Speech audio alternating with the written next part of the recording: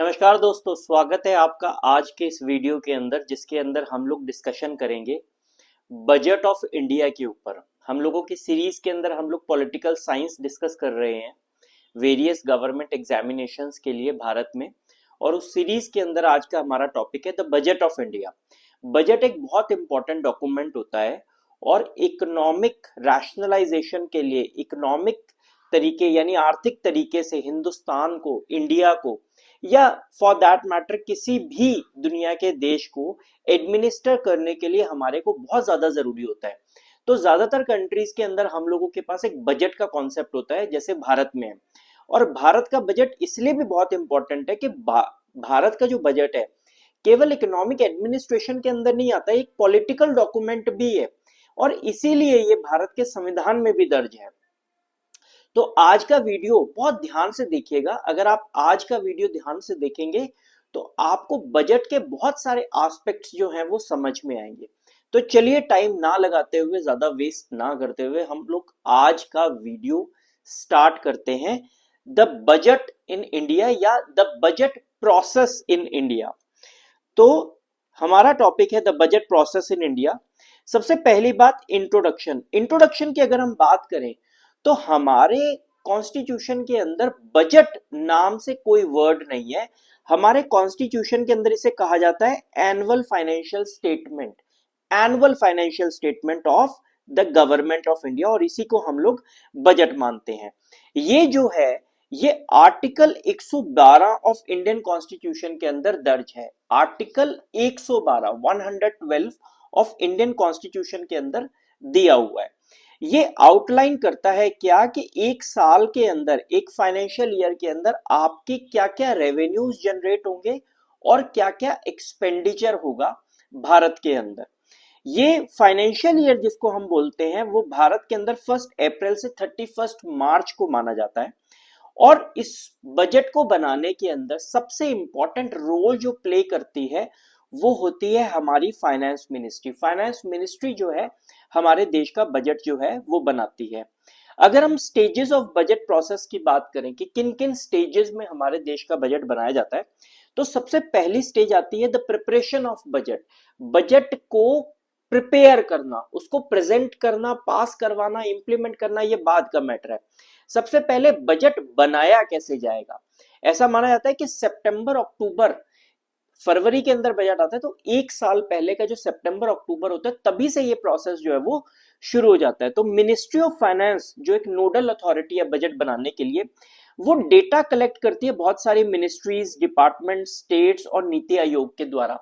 बहुत सारा डेटा इकट्ठा करती है कि किसको कितना पैसा चाहिए, कहां कहां पर पैसा चाहिए, डेवलपमेंट के कौन कौन से प्रोजेक्ट्स हैं। तो इस तरीके से वो इसके अलावा कंसल्टेशंस भी रखती है इंडस्ट्रीज के साथ, इकोनॉमिस्ट्स के साथ, बहुत सारे लोगों के साथ कंसल्ट किया जाता है, डिस्कशंस किए जाते हैं कि क्या क्या चाहिए आपको, कहां पैसा चाहिए, कितना पैसा चाहिए, क्यों पैसा चाहिए, ये सब चीजें। उसके बाद बजट डिवीजन ऑफ इकोनॉमिक, जो बजट डिवीजन होता है डिपार्टमेंट ऑफ इकोनॉमिक अफेयर्स का, यानी फाइनेंस मिनिस्ट्री के अंदर एक डिपार्टमेंट है जिसका नाम है डिपार्टमेंट ऑफ इकोनॉमिक अफेयर्स। और उस डिपार्टमेंट ऑफ इकोनॉमिक अफेयर्स के अंदर भी एक डिपार्टमेंट बना हुआ है, एक डिवीजन बनी हुई है जिसका नाम है बजट डिवीजन। वो इस सारे के सारे प्रोसेस को कोऑर्डिनेट करती है। फिर उसके बाद जो फाइनेंस मिनिस्टर होते हैं, जो भी हमारे फाइनेंस मिनिस्टर है, वो इन सारे प्रपोजल्स को हमारे प्राइम मिनिस्टर के सामने रखती हैं। प्राइम मिनिस्टर के सामने वो इनको प्रेजेंट करती हैं कि जी ये हमारा जो प्रपोजल है, ये हमारा जो बजट है, वो हम लोग इसको आपके सामने प्रेजेंट कर रहे हैं। जो प्रेजेंटेशन होता है प्राइम मिनिस्टर के सामने या पार्लियामेंट के सामने भी, वो किस फॉर्म में होता है, वो होता है डिमांड फॉर ग्रांट्स की फॉर्म में। डिमांड फॉर ग्रांट्स का क्या मतलब होता है, ये डिमांड फॉर ग्रांट्स जो है हमारे कॉन्स्टिट्यूशन के अंदर डिफाइंड है। की प्रपोजल्स जो होते हैं वो डिमांड फॉर ग्रांट्स की फॉर्म में होते हैं। डिमांड फॉर ग्रांट का मतलब है हर एक मिनिस्ट्री और डिपार्टमेंट जो है वो अपने खर्चे का एक एस्टिमेट प्रेजेंट करता है, और जिसे हम डिमांड फॉर ग्रांट कहते हैं और जिसे हम बजट में इनकॉर्पोरेट करते हैं। फॉर एग्जांपल टूरिज्म मिनिस्ट्री है, वो कहती है कि जी हमको इस साल 5,000 करोड़ रुपए चाहिए। 5,000 करोड़ रुपए में से 100 करोड़ रुपया हमारे को हेलीकॉप्टर सर्विसेज को बेटर करना है, 500 करोड़ रुपया हमारे को बीचेस को बढ़िया रखना है। तो ये जो डिमांड्स उन्होंने रखी हैं इसी को बोला जाता है डिमांड फॉर ग्रांट्स, और इसी का अप्रूवल आपको अल्टीमेटली लोकसभा से लेना है कि हाँ जी क्या इस चीज में इतना पैसा खर्च कर दिया जाए, क्या उस चीज में इतना पैसा खर्च कर दिया जाए। तो सबसे इंपॉर्टेंट चीज बजट के अंदर जो पैसा लेने के लिए की जाती है वो कौन सी की जाती है, उसको बोलते हैं डिमांड फॉर ग्रांट्स। कॉन्स्टिट्यूशन का आर्टिकल 113 जो है वो कहता है it requires withdrawal of money from consolidated fund of India to presented in Lok Sabha in the form of demand for grants. मतलब कि अगर आपको लोकसभा से कोई भी पैसा निकालना है, अगर आपको कंसोलिडेटेड फंड ऑफ इंडिया से कोई भी पैसा निकालना है तो आपको उसमें लोकसभा की परमिशन लगेगी। और लोकसभा में आप परमिशन किस चीज की लोगे, जो डिमांड फॉर ग्रांट्स है, डिमांड फॉर ग्रांट्स की आप परमिशन लेंगे, तब जाकर वो पैसा जो है कंसोलिडेटेड फंड ऑफ इंडिया से निकल सकता है। तो ये एक प्रोसीजर जो है हमारा बना हुआ है। जब ये सारा बजट फाइनलाइज हो जाता है तो फिर उसके बाद प्रेजेंटेशन ऑफ बजट जो है वो होता है। 1 फरवरी को हमारे जो फाइनेंस मिनिस्टर हैं वो हमारे बजट को प्रेजेंट करते हैं। बजट दो पार्ट में डिवाइड होता है। पार्ट ए जो है वो इकोनॉमिक सर्वे, इकोनॉमिक पॉलिसीज और फिजिकल सिचुएशन, फाइनेंस की सिचुएशन के बारे में होता है। और पार्ट बी जो होता है वो टैक्सेशन प्रपोजल्स के साथ डील करता है कि भारत में कौन कौन से टैक्स के प्रपोजल्स गवर्नमेंट जो है वो प्रपोज कर रही है। फिर उसके बाद जब बजट को प्रेजेंट कर दिया जाता है, जब फाइनेंस मिनिस्टर 4-5 घंटे की स्पीच दे लेते हैं, उसके बाद ये जो बजट है वो लोकसभा और राज्यसभा दोनों के अंदर डिस्कस किया जाता है। इस टाइम पर कोई वोटिंग अकर नहीं की जाती। जो जनरल डिस्कशन होता है बजट का उस समय में कोई वोटिंग का प्रोसीजर नहीं है। और डिमांड फॉर ग्रांट्स को उसके बाद डिपार्टमेंटल स्टैंडिंग कमिटीज को रेफर कर दिया जाता है। बहुत सारी डिपार्टमेंट्स की मीटिंग्स कमिटीज होती हैं, उनको ये प्रेजेंट कर दिया जाता है और वो फिर उसको वर्ड टू वर्ड एनालाइज करते हैं और रिपोर्ट सबमिट करवाते हैं। जब वो रिपोर्ट सबमिट करवाते हैं तब इंटेंसली डिस्कशन होता है लोकसभा और राज्यसभा के अंदर। और डिस्कशन के बाद एक पर्टिकुलर डे देखकर, एक दिन निर्धारित करके उनके ऊपर वोटिंग करवा ली जाती है। Lok Sabha votes on the demand for grants, Rajya Sabha has no power on it.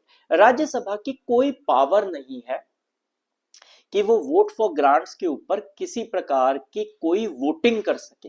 वो डिस्कशन कर सकते हैं, वो अमेंडमेंट प्रपोज कर सकते हैं, लेकिन उनके अमेंडमेंट्स को मानना या ना मानना ये पूरे तरीके से लोकसभा के हाथ में है। और बजट के पैसेज के अंदर, बजट को पास करने के अंदर राज्यसभा की जो पावर है वो लगभग ना के बराबर है। ऐसा क्यों है? क्योंकि हम लोगों ने पिछले लेक्चर्स के अंदर ये डिस्कस किया है कि मनी बिल के केस के अंदर राज्यसभा की जो पावर्स है वो बहुत ही ज्यादा लिमिटेड है। अब डिमांड फॉर ग्रांट्स जो है वो बिल पास हो चुका है, वो लोकसभा पास कर चुकी है, तो क्या उन मिनिस्ट्रीज को पैसा मिल जाएगा? आप इसको ऐसे समझिए कि आपने अपने पिताजी से बाइक मांगी और उन्होंने खुश होकर ये कह दिया कि ठीक है तुमको बाइक दिलवा देंगे, लेकिन क्या इसका मतलब आपको बाइक मिल गई है? डिमांड फॉर ग्रांट्स का पास होना इस तरीके से है कि आपने लोकसभा को कह दिया कि ये खर्चा है, तो लोकसभा ने कहा कि हाँ जी ठीक है आप ये खर्चा कर सकते हो, लेकिन क्या आपको उसके लिए पैसा मिल गया? नहीं। डिमांड फॉर ग्रांट्स के बेसिस पर आप एक एप्रोप्रिएशन बिल लेकर आएंगे, यानी कि आप अपने पिताजी को एक पर्टिकुलर डे पर कहेंगे कि लाइए पैसा ट्रांसफर कर दीजिए ताकि मैं बाइक ले सकूं। जब तक पैसा ट्रांसफर नहीं होगा तब तक आपकी जो परमिशन है वो बेकार है। उसी तरीके से जब तक Lok Sabha consolidated fund of India से पैसा निकालने की अनुमति नहीं देगा तब तक ये जो परमिशन आपने ली है ये पूरे तरीके से बेकार है। तो डिमांड फॉर ग्रांट्स जो है, आपने अप्रूवल तो ले लिया लेकिन पैसा अभी तक नहीं मिला है। वो पैसा कैसे मिलेगा? वो पैसा मिलेगा with the passage of appropriation bill. तो डिमांड फॉर ग्रांट्स के अप्रूवल के बाद आप एप्रोप्रिएशन बिल लेकर आएंगे, जिसके तहत आप जो है लोकसभा से फंड्स की डिमांड करेंगे। इस एप्रोप्रिएशन बिल के बाद गवर्नमेंट जो है वो कंसोलिडेटेड फंड ऑफ इंडिया से पैसा निकाल सकती है। और ये जो एप्रोप्रिएशन बिल है ये भी लोकसभा के अंदर ही पास होगा और राज्यसभा में इसके पास होने की कोई जरूरत नहीं है। हाँ, राज्यसभा के अंदर ये डिस्कशन के लिए भेजा जा सकता है। उसके बाद फाइनेंस बिल भी पास होगा। फाइनेंस बिल किसी प्रकार के टैक्सेशन प्रपोजल्स के अंदर जो चेंजेस आते हैं उसके लिए होता है। मतलब सरकार पैसा खर्च करने के लिए जो बिल लेकर आएगी वो एप्रोप्रिएशन बिल है, और सरकार कंसोलिडेटेड फंड ऑफ इंडिया में जो पैसा डालने के लिए चेंजेस कर रही है वो जो बिल लेकर आएगी उसको फाइनेंस बिल कहा जाएगा। तो फाइनेंस बिल में टैक्सेशन प्रपोजल्स होते हैं, ये दोनों हाउसेस के द्वारा पास होना चाहिए। ये डिपेंड करता है फाइनेंस बिल के प्रोविजंस के ऊपर। अगर फाइनेंस बिल के प्रोविजंस या टैक्सेशन के प्रोविजंस कुछ ऐसे भी हैं जिसमें राज्यसभा की अप्रूवल की जरूरत है तो राज्यसभा से भी अप्रूवल होगा। और अगर उनमें ऐसे प्रोविजंस है जो केवल मनी बिल से रिलेटेड है जिसमें राज्यसभा की पावर्स नहीं है तो ऐसे में वो बिल केवल लोकसभा के द्वारा ही पास किया जाएगा। तो फाइनेंस बिल ये डिपेंड करता है कि वो फाइनेंस बिल में जो टैक्सेशन प्रपोजल्स है, प्रोविजंस है, वो किससे रिलेट करते हैं। तो फाइनेंस बिल जरूरी नहीं है कि केवल लोकसभा से ही पास हो, उसमें अगर कुछ स्पेसिफिक प्रोविजंस स्टेट्स को भी इंपैक्ट कर रहे हैं, उनके रेवेन्यूज को इंपैक्ट कर रहे हैं, तो इसलिए वहां पर फाइनेंस बिल के अंदर राज्यसभा की वोटिंग की भी अहमियत है और उनको भी वोट करना पड़ सकता है। तो जैसे ही प्रेसिडेंट उसको साइन करेगा तो वो फाइनेंस एक्ट बन जाएगा और वो टैक्सेशन प्रोविजंस जो है वो फाइनलाइज हो जाएंगे। हमारे देश में कितने प्रकार के बजट होते हैं? एक होता है यूनियन बजट जो केंद्र सरकार लेकर आती है, एक होता है स्टेट बजट जो स्टेट्स आपस में अपने स्टेट्स के लिए लेकर आती हैं, फिर होता है इंटरिम बजट जिस साल भारत में लोकसभा का चुनाव होता है या जिस साल स्टेट्स में उस स्टेट का चुनाव होता है उस साल 1 फेब को जो बजट आता है वो जो बजट होता है वो इंटरिम बजट होता है, अंतरिम बजट। फुल बजट जो है सरकार बनने के बाद जो नई सरकार है वो लेकर आती है। और फिर आता है वोट ऑन अकाउंट। ये वोट ऑन अकाउंट का क्या मतलब है? बहुत बार ऐसा होता है कि हमारा बजट पास होते होते कुछ महीने निकल जाते हैं। फॉर एग्जाम्पल 1 अप्रैल से हमारा नया वित्त वर्ष शुरू हो जाता है, फाइनेंशियल ईयर स्टार्ट हो जाता है, लेकिन ऐसा हो सकता है कि अभी तक आपका अप्रोप्रिएशन बिल पास ना हुआ हो। तो ऐसे में मिनिस्ट्रीज वर्क कैसे करेंगी? तो कई बार क्या होता है कि एक वोट ऑन अकाउंट जो है वो बिल लाकर एप्रोप्रिएशन बिल के स्थान पर उसको अप्रूव करवा लिया जाता है।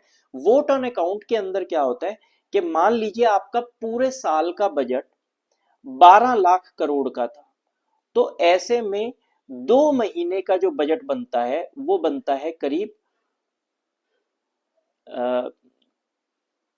2 महीने का बजट बनता है 2 लाख करोड़ रुपए। तो 2 लाख करोड़ का एक वोट ऑन अकाउंट का एक प्रपोजल लेकर आया जाएगा और 2 लाख करोड़ रुपए अप्रूव करवा लिया जाएगा अप्रैल और मई के लिए, ताकि बजट जब पास होगा, लेकिन उससे पहले ये पैसा तो मिनिस्ट्रीज को दिया जाए ताकि उनका काम सुचारू ढंग से चलता रहे। अगर हम कॉन्स्टिट्यूशनल प्रोविजंस की बात करें तो आर्टिकल 112 जो है एनुअल फाइनेंशियल स्टेटमेंट की बात करता है जिसको हम बजट कहते हैं। आर्टिकल 113 जो है वो डिमांड फॉर ग्रांट्स की बात करता है। आर्टिकल 114 एप्रोप्रिएशन बिल की बात करता है और उसके पास होने की बात करता है। आर्टिकल 265 265 ये कहता है कि कोई भी टैक्स भारत में लिवाई नहीं किया जा सकता जब तक कि वो कानून के द्वारा अप्रूव ना हो। No tax can be levied without a law. ऐसा नहीं है कि सरकार अपनी मर्जी से कोई भी कानून ले आएगी, कोई भी टैक्स लगा देगी। वो कॉन्स्टिट्यूशनली प्रिस्क्राइब्ड होना चाहिए, संविधान के हिसाब से वो टैक्स इंप्लीमेंट हो सकना होना चाहिए, तभी वो टैक्स प्रपोजल लेकर आया जा सकता है। आर्टिकल 266 जो है consolidated fund of India, public account और कंटिजेंसी फंड के बारे में है। हम लोगों ने पुराने लेक्चर्स में ये डिस्कस किया है कि कंसोलिडेटेड फंड ऑफ इंडिया को आप भारत सरकार का करंट अकाउंट मान सकते हो। भारत सरकार के सारे खर्चे जो हैं वो इसी अकाउंट से होते हैं और भारत सरकार की सारी कमाई जो है वो कंसोलिडेटेड फंड ऑफ इंडिया के अंदर ही ऐड कर दी जाती है। अगर हम कंसोलिडेटेड फंड ऑफ इंडिया की बात करें तो इसमें से अगर 1 रुपया भी अगर आपको निकालना है तो आपको उसके लिए अप्रोप्रिएशन बिल लाना पड़ेगा और उसे लोकसभा से अप्रूव करवाना पड़ेगा। यानी कंसोलिडेटेड फंड ऑफ इंडिया हमारे पार्लियामेंट के हाथ में। दूसरा आता है पब्लिक अकाउंट्स। पब्लिक अकाउंट्स वो पैसा है जो सरकार के पास पैसा किसी और का दर्ज है। फॉर एग्जाम्पल आपके प्रोविडेंट फंड का पैसा सरकार के पास जमा है, ये पैसा सरकार अपने हिसाब से मैनेज कर सकती है। सरकार इस अकाउंट से पैसा निकाल सकती है और डाल सकती है, लेकिन सरकार को ये पैसा जो है वो मेंटेन करना पड़ता है। तो पब्लिक अकाउंट्स का पैसा जो है वो केवल और केवल सरकार मैनेज करते हैं, यानी कि पब्लिक अकाउंट्स का पैसा एग्जीक्यूटिव के द्वारा मेंटेन होता है और सरकार इसको अपनी मर्जी से इसमें पैसा निकाल सकती है और डाल सकती है अंडर सर्टेन प्रोविजंस। इसके लिए आपको पार्लियामेंट के प्रोविजंस की या पार्लियामेंट के अप्रूवल की कोई जरूरत नहीं है। तीसरा आता है कंटिजेंसी फंड। कंटिजेंसी फंड जो है वो प्रेसिडेंट के हाथ में होता है।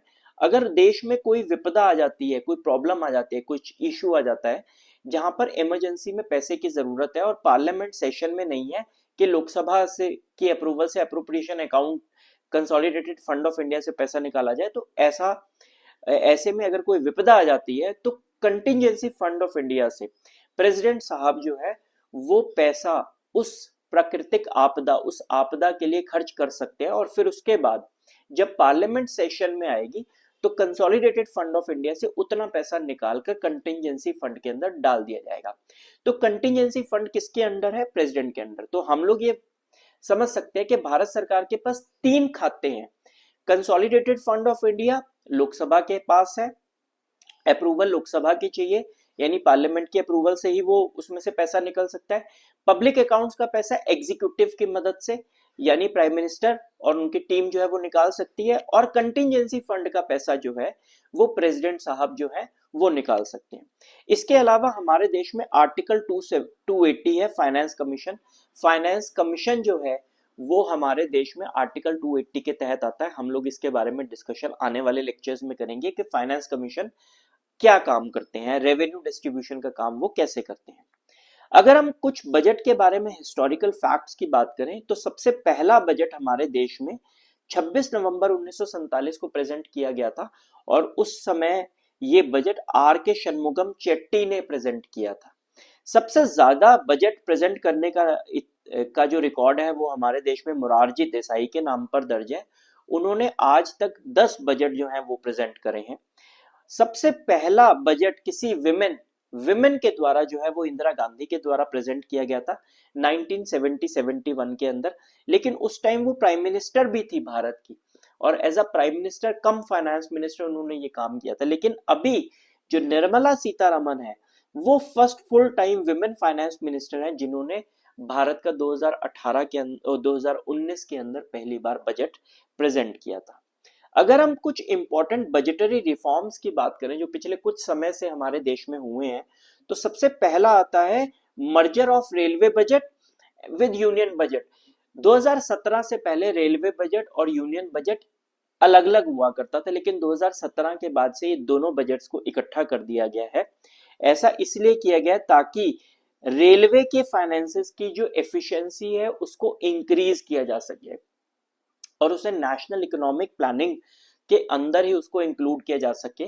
इस काम के लिए रेलवे के बजट को बेटर करने के लिए, और दूसरा कारण एक इनफॉर्मल ये भी है कि किसी जमाने में रेलवे का बजट बहुत बड़ा होता था और वो कंपैरेटिव होता था भारत के बजट के साथ, लेकिन over the period of time Bharat का बजट इतना बड़ा हो गया कि रेलवे का बजट उसके सामने बहुत छोटा हो गया।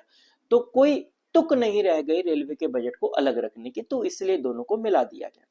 और दूसरा एक बड़ा चेंज जो 2017 के अंदर आया था वो था कि पहले बजट फरवरी 28 को प्रेजेंट किया जाता था, लेकिन अब ये बजट 1 फरवरी को प्रेजेंट किया जाता है। फरवरी 28 को जब बजट प्रेजेंट किया जाता था तब एक समस्या आती थी। वो समस्या ये थी कि बजट जब तक पास होता था, इम्प्लीमेंट होता था, तब तक काफी समय निकल जाता था भारत के अंदर, ठीक है ना। तो इस वजह से पूरे साल के अंदर इवनली डिस्ट्रीब्यूट नहीं हो पाता था पैसा जब तक मिनिस्ट्रीज के हाथ में आता तब तक बहुत साल का एक मेजर पोर्शन निकल चुका होता था। तो इसीलिए ताकि समय से पॉलिसीज को इंप्लीमेंट किया जाता है, 1 अप्रैल से ही पॉलिसीज को इंप्लीमेंट किया जा सके, इसीलिए इसको प्रीपोन कर दिया गया और ताकि मिनिस्ट्रीज को और ज्यादा समय मिले ताकि वो अपने फंड्स को अच्छे से यूटिलाइज कर सके। तो इस वजह से ये जो बजट है इसको प्रीपोन किया गया। तो ये मेजर चेंजेस थे जो भारत के बजट के अंदर किए गए थे पिछले कुछ समय में। तो ये था हमारा आज का वीडियो बजट के बारे में कमेंट बॉक्स में जरूर बताइएगा कि आपको ये वीडियो, ये लेक्चर कैसा लगा। और अगर आप इसके बारे में कोई सवाल पूछना चाहते हैं तो वो भी आप कमेंट बॉक्स में जरूर बताएं। इस वीडियो को लाइक और शेयर जरूर करें, चैनल को जरूर सब्सक्राइब करें। जय हिंद।